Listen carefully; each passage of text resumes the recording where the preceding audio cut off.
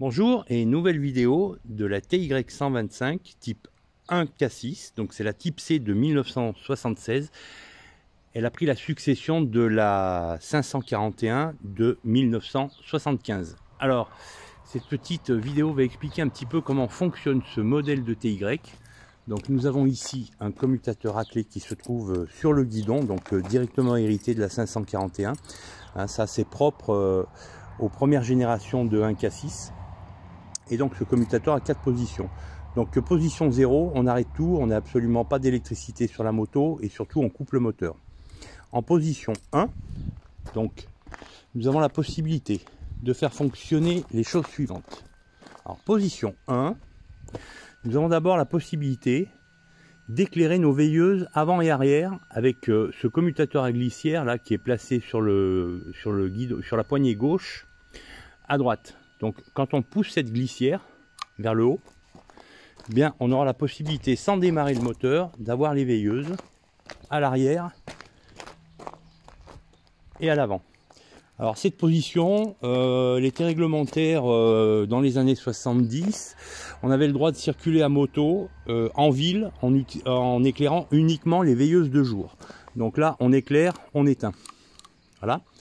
On a ensuite la possibilité de mettre en position 1 les clignotants. Alors les clignotants sur la même poignée,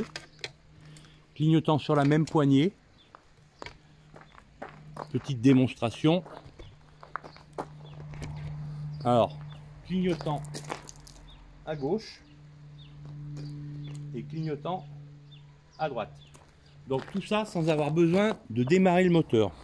On va également avoir le feu stop qui va fonctionner. Donc le feu stop qu'on pourra avoir à la pédale de frein arrière et également avec la poignée droite de frein avant. Voilà. Donc ça, première chose. On aura également le klaxon qui va fonctionner. Donc le klaxon, le petit bouton ici. Voilà. Donc le klaxon fonctionne. Et donc dans la position 1, c'est à peu près tout.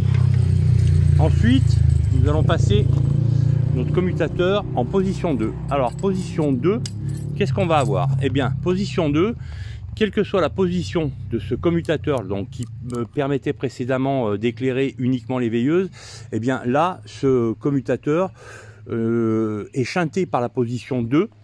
Donc, on aura systématiquement la veilleuse avant et arrière qui va fonctionner. Ensuite, qu'est-ce que nous aurons? Ben, évidemment toujours le klaxon, évidemment toujours les clignotants. Mais en plus de ça, lorsqu'on va démarrer, donc nous aurons le phare avant qui va s'alimenter.